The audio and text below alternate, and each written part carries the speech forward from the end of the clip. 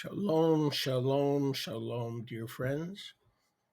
I want to come to you this morning live to bring you up to date on some loose ends to help you better understand the scriptures, especially regarding the often misunderstood of the resurrection of uh, the dead and the promise of afterlife and eternal life.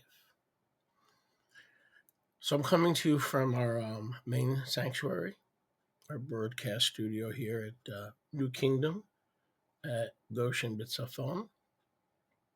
It's my pleasure to make your company. I'm sure it's likewise. I want to tie up some loose ends today because I'm going to continue in the ongoing series of better understanding the end times. But I want to make sure I tie up the loose ends between Shabbats, because if you don't bring these things to the forefront, what invariably happens is you lose your thought, or you lose your trend, and then it never gets shared, it never gets taught, which doesn't benefit the kingdom, um, and it certainly doesn't benefit you guys, right? Okay, so I got a message from a sister, and a very precious sister in YHUH, and she said, Shalia, have you considered that in John 14:2, YHUH uses the Greek word monet for our home when we go to be with Yahusha after the physical life, which means permanent dwelling. Unlike the one that Shaliach Shaul, Paul, used in 2 Corinthians 5:1, which is skenos, a tent, a temporary dwelling, which speaks or refers to our earthly body. So there's a comparison between the earthly and the spiritual, heavenly body. The celestial body is known as Monet, where we get probably beauty, artwork, perfection, masterpiece, not a temporary tent. So we wouldn't need to be resurrected in our tent or physically. Isn't that amazing? So, yeah, it is amazing. And before we get into that, we have to understand that whenever the scriptures talk about resurrection of the dead, it's with a spiritual, heavenly monet as the promise.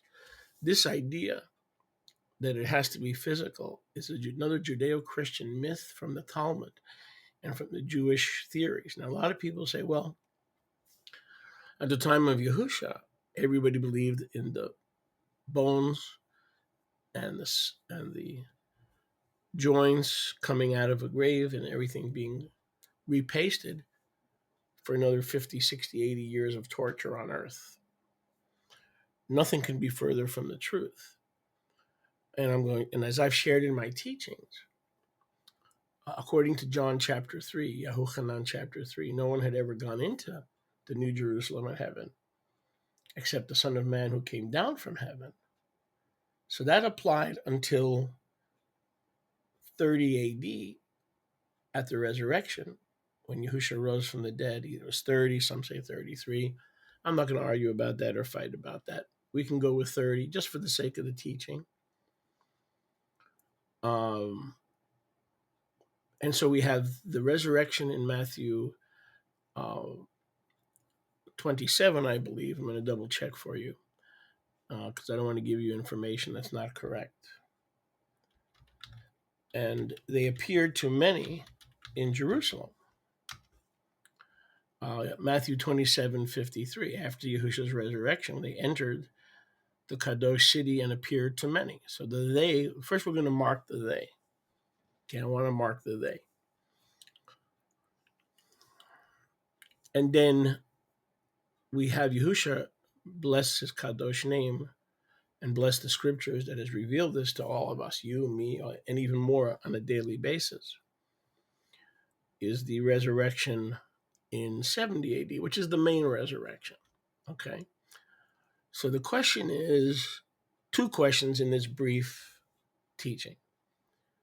The first question is is the resurrection physical, spiritual, or both? And we'll answer that. The second question is, who are the first fruits who rise in Revelation chapter 20, and then who is everybody else? And there's a few things intertwined here, okay? So first, let's get right to our text. So in 2 Corinthians chapter 5, and let's see if we can get this a little bit better for you guys. There you go. In 2 Corinthians chapter 5, we're going to go right into the Greek so there's no misunderstanding. We know that if our earthly house, oikia, which is the tent, see, there's the physical. So the physical is the temporal tent. Just like Sukkot, we put it up and we tear it down. That's like life. We put it up, we tear it down. It's temporal. So the earthly house, the physical body, is called a temporary tent, which will be destroyed. It's not going to be fixed, repaired, patched up, band-aided. It's going to be destroyed. But in exchange, because we're children of the resurrection, Yahuwah is going to give us an oikodomen, meaning a building from Yahuwah himself, a house not made with hands. So that's a nice way, it's a polite way of saying there's no penis and vagina involved. I'm not trying to be crass, but if we really want to finally understand the resurrection, then we need to use all the tools necessary, because we have to meander and wade ourselves through 2,300, 2,200 years of lies and half-truths, myth-truths, quarter-truths, eight-truths, one-eighth truths, which are dangerous, tree of the knowledge of good and evil, mixed. So the house not made with hands or sexual organs or man's will. John chapter 3 talks about we're not born of the will of man. Well, the will of man is another nice copacetic way of saying intercourse. And I don't have a problem with that, because, you hear these words on the news, you hear these words in commercials, you see gay people kissing in commercials. I mean, the assembly has to get real. If you don't get real, you're not gonna reach people. People are gonna keep watching commercials where gay people are selling pharmaceuticals and think it's okay. So this is clear that the great exchange is the temporal tent for the permanent house. The permanent house is not made with hands. It's made by Yahuwah in the Ruach for the children of the Ruach. Now let's go to John. So we see the word there. The word there for our temporary tent. Anything physical is temporary. Okay, we're not going to be raised physically, because that just means Yahuwah is going to give us another temporary dwelling. Right? That doesn't make any sense. He's going to remove the temporary dwelling that's sick, falling apart, leaking, and then he's going to give us another temporary dwelling. You really don't want that. I mean, honestly, it sounds nice. I could be with mommy and daddy again, but you really don't want that. Job said, a man who is born of a woman, his days are very few and full of suffering. Just relax, take a deep breath, and then you're honest with you. You don't really want that. So Yahuwah is not going to give you another tent. He's going to give you something else. And if we go to the book of YHUH in chapter 14, and we pick it up in verse 2, Yahushua said, I go to prepare a place for you, and I will come again. Of course, that was in 70 AD, to receive you unto myself, so that where I am, you may be also. Okay? And now let's go into, so we're going to have in the resurrection, not one of the several 10 million resurrections that Judaism and the church thinks they know about, so they think they can teach you, and they know nothing about it, because Yahushua said very clearly in Matthew 22, you don't know you don't know the scriptures or the power of Yahuwah to resurrect. So if you're not understanding the scriptures, you're not going to understand what the power of Yahuwah to resurrect is for. Now, I'm not saying this comes overnight. This took me more than 40 years to get to this understanding, but I'm just sharing it with you, rather than pondering it in my heart and eating breakfast or something else I could be doing this morning. I come to you because if I need it, you need it. If I need this understanding, you need this understanding. So in the house of the Father of mine are Monet. Look at that. Isn't that beautiful? Those abiding places, those bridal chambers where we have intimacy, Yada Yahuwah, no Yahuwah. So when we say Yada Yahuwah, which means praise be to Yahuwah, it also means no Yahuwah. It's also a call to intimacy. Yada Yahuwah is a call to intimacy because it says Adam knew Eve, and that word there is Yada. That's intercourse. But in this case, it's spiritual intercourse. So we have that spiritual interconnectivity in the heavens because there are many Monet. There are many, many Monet. One for you, one for me. Each one of the wives of the Messiah, he married us in 70 AD. So we need 70 AD to complete the marriage. Because otherwise we have a bridegroom who left us waiting at the altar for 2,000 years. What happens after 2,000 years? Hope deferred makes the heart sick. Right? So what kind of a bride is going to be happy waiting at the altar for 2,000 years? Especially after the bridegroom swore on a stack of Bibles, metaphorically speaking, that he's going to come back in the first century. It's a joke. I mean, what we used to believe, when you stop and you really take a deep breath, do some breathing, and you stop and think what we used to believe, it's almost like we're ashamed. We're ashamed that we didn't question the return of JC and the rapture of the church in 2,300 years, or whatever, however you want to package that. It's still the same lie. But part of that same lie is the physical resurrection. As much as I would like to be physically resurrected, if I could, why would I share a lie to you when there's no hope in a lie? There's absolutely no hope in a lie. So we're going to receive a Monet, and if you were not going to receive a spiritual body, a Monet, a masterpiece, a work of artistry, perfectly fit for the heavens, Yahushua says, I would have told you. If you were going to be physically resurrected from the dead and the bones and the dust and everything would pop back up, I would tell you. But I'm going to prepare a place for you. So where is Yahushua today? He is in the Greek Uriana, the heavens, and he has already, because he married us, he has the right to already prepare a place. So when he rose in 30 AD, he prepared the place, and he came back in 70, so that when we die, we immediately go into the mansion, and we immediately go into that chamber. Now let's go to 1 Corinthians 15.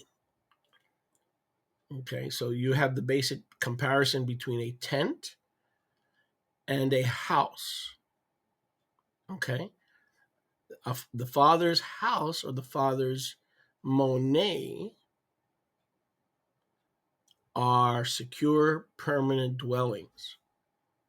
They are secure, permanent dwellings, not made with hands, i.e., hands that engage in sexual reproduction or procreation.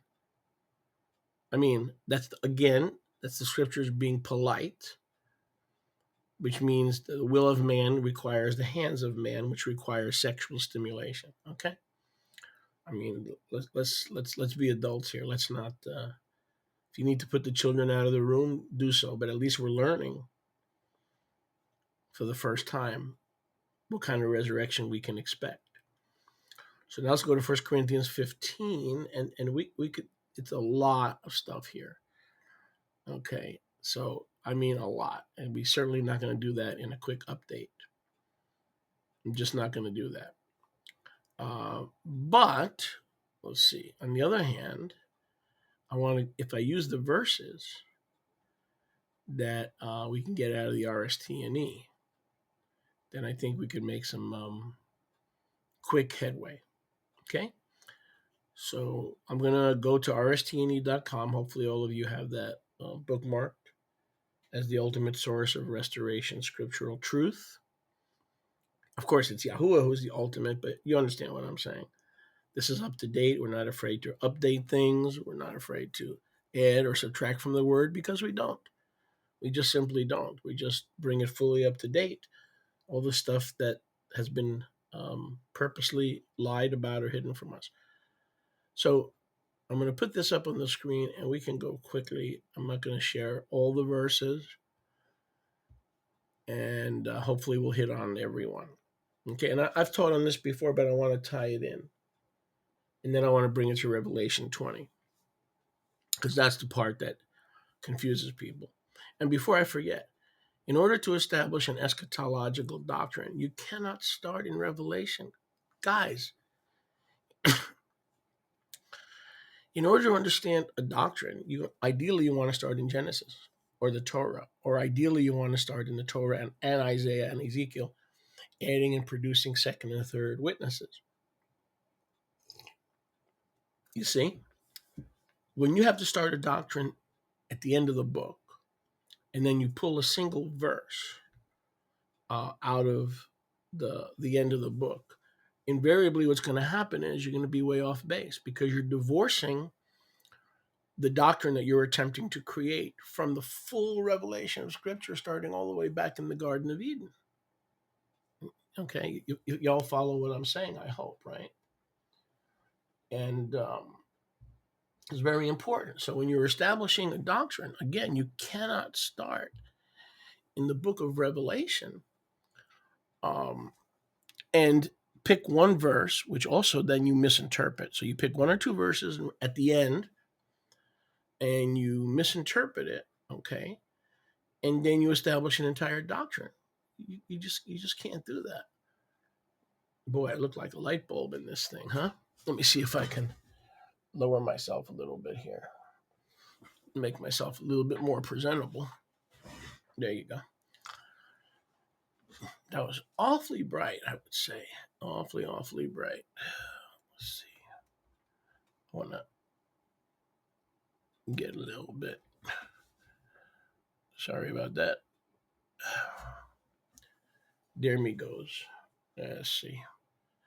That's better. Yeah. Okay. So, and that's the problem with the little season. These are people who believe YHUH came. They're good people. They're quality people. They're seekers. They're Bereans.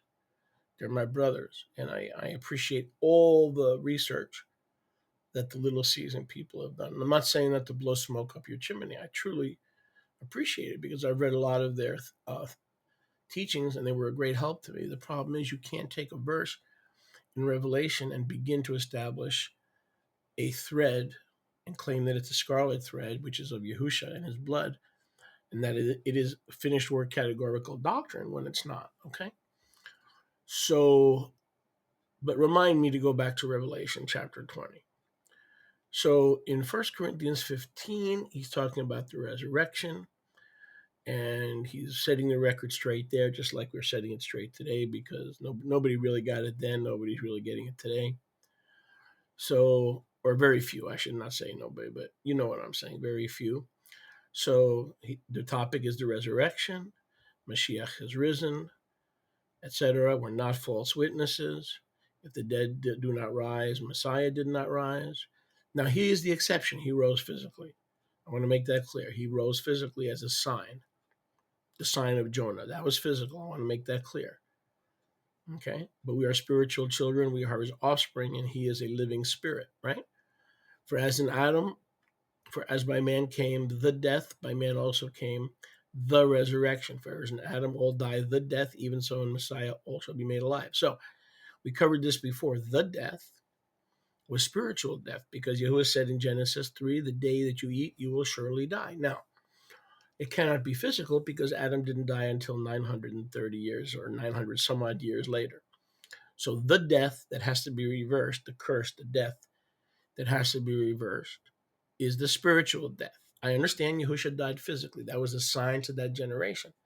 That was a sign to all generations that he is Yahuwah come in the flesh. But we are not Yahuwah come in the flesh.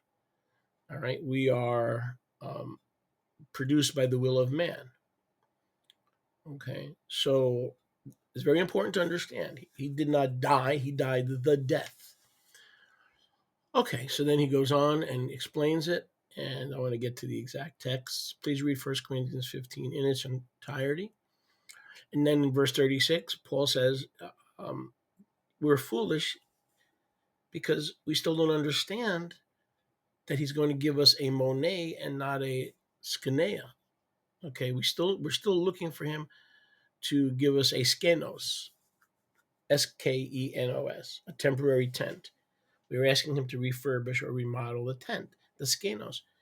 And he has something better for us. He has the Monet, you see? And we keep begging him for the Skenos because we don't understand. So Shaliach Shaul says, you don't understand because you're still foolish. You're just foolish. You need to grow up in this area. Verse 37, 1 Corinthians 15:37. That's what you sow is not the body that shall be, but the bare grain, that by chance it may result in wheat or barley or some other grain. In other words, the grain is what goes into the ground, but the fruit or the wheat comes out of the ground. It's different. So we go into the ground physically and we come out different. Yahusha was the exception. He went into the ground physically and he came out physical.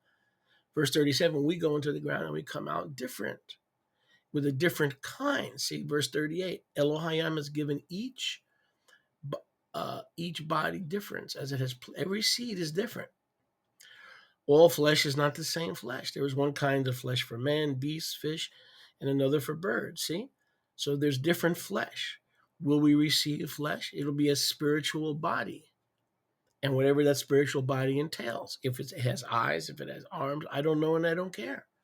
The bottom line is we're going down with our skenos, 2 Corinthians 5:1-2, and we're coming up with a body that is a Monet, not made by human will or human hands. They're different kind of bodies. Not all bodies are physical. Look at verse 40. There are earthly bodies and there are heavenly bodies. So it's right there. We go down an earthly body and we don't come up an earthly body. We go down an earthly body and we come up a heavenly body because each one has a different kind of Tiferet, glory. There's one Tiferet, verse 41, of the Shemesh, the sun, the stars, the moon. Every creation has a different beauty. So is our resurrection. See, he's talking to us, to the Corinthians. Audience relevance. He's not talking about Yahusha. Yahusha was raised physically. It is sown in dishonor. It is raised in beauty, in glory. It is sown in weakness, physical. It is raised in power because it will become a powerful body in a powerful resurrection. And here's the key. It is sown naturally, meaning physically, from the will of man. It is sown, as 2 Corinthians 5:1-2 clearly teach us, a skenos. And as John chapter 14, verse 2 teach us, it is raised a Monet. It's sown a skenos. It is raised a Monet. The first Adam was made a living being. The last Adam became a life-giving ruach. So he gives us spiritual life. The spiritual Adam was not first, but the second Adam. The first man is of the earth, earthy. The second man is the Master Yahuwah from heaven. And here's the key, another key verse. As we have borne the physical Adam, the image of the physical Adam, so we will bear the image of the heavenly Adam, who is a spirit. Yahushua said those who worship him must worship him in spirit and in truth. As we have borne the physical, like Adam, we will bear the Monet. So Adam, the first Adam, gave us the skenos. The second Adam gives us the Monet. And verse 50, again, to recap, I say that flesh and blood will not inherit the mansion or the Monet. Neither will your physical body be resurrected, because your corruption cannot inherit corruption. And the word says in Romans, the kingdom of Yahweh is not meat and drink, but peace, righteousness, and joy in the Ruach HaKadosh. In Luke 17, it says that to enter the kingdom, it doesn't come by observation. Okay? It doesn't come by, the kingdom of Yahweh is within you. In other words, you are his bride. The Spirit is in you, which is proof that you will receive your Monet. So even if you have a little seed of the mustard seed of the Spirit, even if you have a little amount of the Ruach HaKadosh, okay, it doesn't matter. That is a sincere deposit. It's a sincere pledge that Philippians 1:6, he that began a good work in you will perform it. Now, let's take this all the way to Revelation 20. And this is the confusing part here. And it doesn't need to be confusing if you know how to approach it. Okay, so we go to Revelation 20. And we're going to, I may have to keep some of this open for you guys. Okay, let me just give me a second. I don't want to overburden my computer. So if we go to Revelation chapter 20, and again, this is where the little season doctrine comes from, and you cannot start. You cannot. Because if you have a little season in Revelation 20 and you don't have it anywhere else in Scripture, you cannot trust that and you cannot teach that. So we go to Revelation 20. I saw a heavenly malach come down from the Shemayim, having the key of the bottomless pit and a great chain. He laid hold of the dragon, the old serpent, who is S period A period 10, and bound him for an undefined period of years. Well, how come it doesn't say millennium? I'll tell you why. Because the Greek word for millennium is a completely different word. It's millennium, similar to the English or the Latin. But here in the Greek, and if you want me to show it to you, I can. In Strong's, the Greek word is chelioi. That it doesn't mean 1,000 years. It means Satan is bound for an undefined period. Now, that undefined period was from 30 to 70 AD, the 40 years of the Exodus, to allow the Exodus and to allow the gospel to be preached in all the world. Let me say that again. When we read in Colossians and other scriptures, it says that by the end of the first century, the gospel had been preached into all the known world. That doesn't mean every single part of the world, because there were parts of the world and parts of the earth that were not known, and the parts of the earth at that time that were not reachable. Okay? So the actual Greek says, and if you want me to prove it to you, I'm not going to take the time. Actually, I would prefer you do the homework. You can go to Bible Hub, you can go to eSword. I don't care what sword you want to go to. Just go to any kind of sword that you want. Okay? It really doesn't matter what kind of sword. And the text will read the same. It will read that the dragon, notice it doesn't say demons. Notice it doesn't say the Nephilim. Notice it doesn't say his children, because that evil continues to this day. And that's why we have to wrestle against, we don't have to wrestle against flesh and blood, but power, spiritual wickedness, unclean spirits, authorities, principalities in high places. So Satan is bound for an undefined period of time. Now we know that that's 40 years, because in Luke chapter 9, on the Mount of Transfiguration, Moses and Elijah were asking YHUH about the Exodus. The word there is not regarding his death that he was going to accomplish, like most translations. They were allegedly talking about his death in Jerusalem as the lamb, which he would accomplish. No, the Greek word there is not death. It is exodo, the Exodus. So Satan is bound for 40 years, just like Mastema in the book of Jubilees. Mastema was bound so that Israel could be redeemed on Passover and go through the 40 years before they get to the promised land. But when they got to the promised land, there were still giants, right? There were still Nephilim, right? When they got to the promised land. So same with us. So it doesn't mean there's no more evil. It just means so that the gospel cannot be choked and killed, because Satan wanted to kill the message in its beginning. Satan wanted to kill the message in its infancy.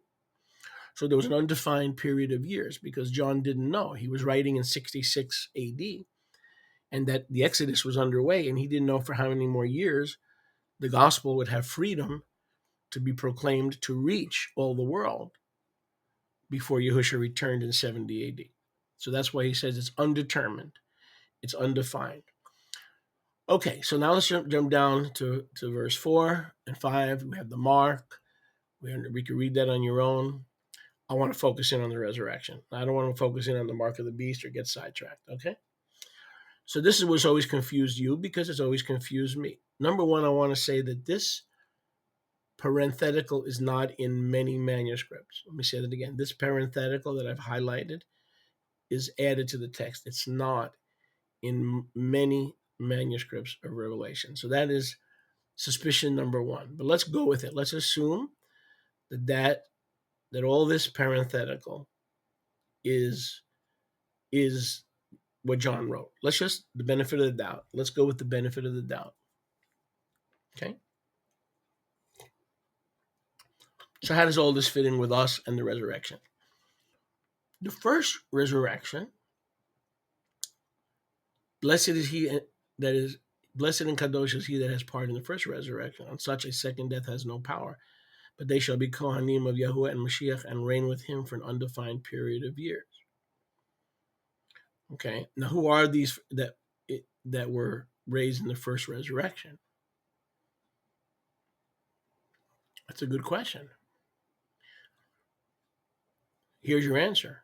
The answer is we don't have to grasp for straws. We don't have to just create a straw man. All right, we don't have to look for or speculate as most futurists do. It's right here. I saw the beings of those who were beheaded. These are the martyrs. They were beheaded for the word of Yahuwah. So who rose in Matthew 27? When the master rose in Matthew 27:53, and many of the saints rose with him. Who were those people? Those were those who were martyred. They were the martyrs. It tells you right here. They were beheaded. This is the first resurrection. But the rest of the dead did not live until after the Exodus, or the 40 years, not millennium. The word millennium is not there. Look it up yourself. I'm going to do that for you. You look it up yourself. It is the Greek word. I put it here for you. Greek 5507, chilioi. Chilioi. It sounds like the English word chili, which I love. I love some beef. I love me some beef chili. How about you? Especially hot on a cold winter day. So it's an undefined period of years. And John didn't know when it would end because he was writing in 66, and the 40-year Exodus would not end for another 4 years. So who rose with Yahusha? Those are the 144,000. Those are the first fruits. The 144,000 in Revelation 7:1 and Revelation 14:1. Those are the 144,000. They're not going to be 144,000 coming in 3,000 years, and they're Jewish evangelists, and they're eating corned beef sandwiches and potato knishes, and they eat in the Jewish delicatessen, and they're going to be touched with the gospel and miraculously wake up from their unbelief. No, come on, man. You can't understand scripture with that kind of speculation. Very simple. The first resurrection are those who were beheaded. They are the martyrs. Even if we agree with the parentheses, and we don't fight the parentheses, right? We don't fight the parentheses. Okay, fair enough. So we go from here to here.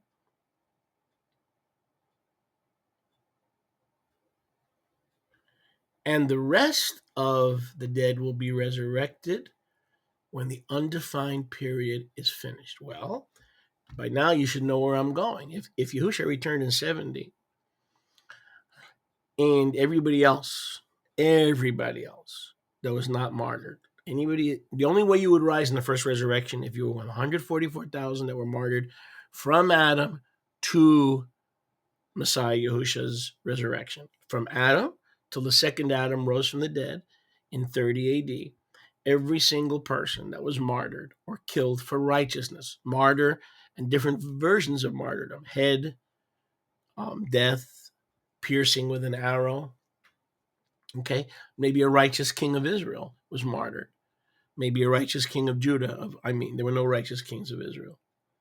Maybe a righteous king of Judah was martyred, but he was martyred in a war on behalf of Yahuwah, fighting Satan or Baal or the Moabites or the Midianites. That person was a martyr.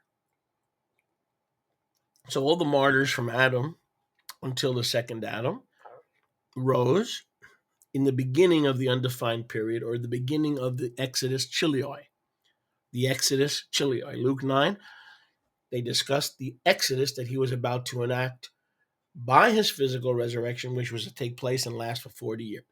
And Yahusha taught of the kingdom of Yahuwah, about the kingdom of Yahuwah after his resurrection, for 40 days, one day for each of the 40 years of the Exodus. Now, when the undefined period of years were over, verse 5, look at verse 5, then the rest of the dead lived.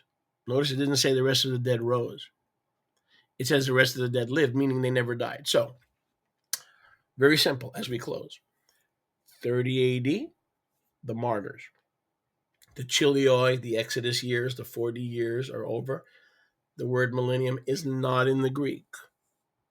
It is probably in your Bible unless you have the RST&E, but it is not in the Greek. So after that period, and Yahusha taught us, and John taught us, it is 40 years. Then the rest of us live. Notice, we're not resurrected. To be absent from the body is to be what? Present with Yahuwah. So everybody after Yahushua returned automatically goes from death to life in the instant, in the twinkling of an eye. And those who were alive when Yahushua returned in 70 AD didn't die. There was one generation that was alive when Yahushua returned in 70. One part of that generation that didn't die. So again, to recap as we close, 30 AD, the resurrection of the martyrs. 70 AD, the living were caught up. They didn't die. They went from death to life, the living. And everybody else since 70 AD goes from death to life.